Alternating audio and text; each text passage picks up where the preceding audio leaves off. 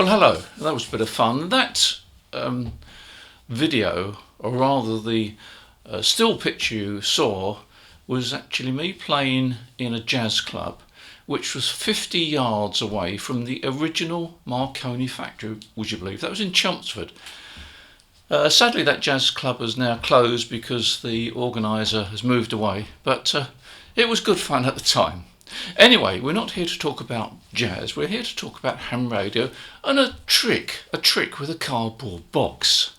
Now, I'm no magician, but I found a neat little trick you can do with a cardboard box which might fascinate you. It might pass 5 or 10 minutes in the shack.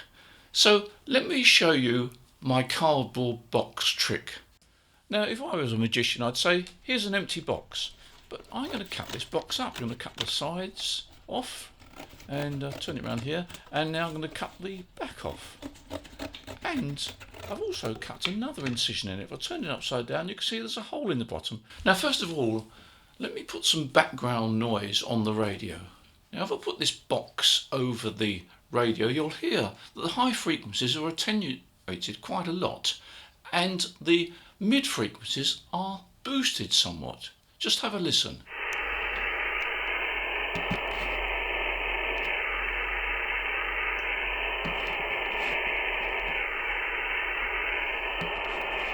You know, almost all ham transceivers or base station transceivers have the speaker at the top. And it pumps out all the audio in the wrong direction. You're sitting in front of the radio, but the projection of the speaker is basically aimed up in the air. The net result is you tend to lose quite a lot of the bass, and you hear a lot of toppiness, which is not what we always want to hear. So let me now tune in a signal, and you can hear the difference when I place the cardboard box over the speaker and it projects the audio forwards. It tailors the response quite dramatically. It makes quite a bit of difference, probably more difference than you could make with a simple tone control. How to review the sentence, for example, this one, you went into the noise. That is it may be an indication that the band is doing silly things today. But anyway, we've got a good couple of hours to drive back home. It's been a good weekend. I wonder what you're up to and how things are with you there. I've been to Derbyshire a couple of times to help a ham operator put a hex beam up, and that was 2E0 Mike November Golf. And I've met him a couple of times at a Newark Hamfest, but I popped up one weekend to put a hex beam up for him. Well, I hope you could hear the difference there. I think you probably can. Now, the other thing you can play about with is the position of the box over the radio. If you remember that box, I put a cutout underneath, but I didn't cut it out completely. I just cut a hole in it. And by moving this box around, you can actually modify the audio response. Now, have a listen to this signal and see if you can hear the difference. For a while and make that tomato sauce for the spaghetti.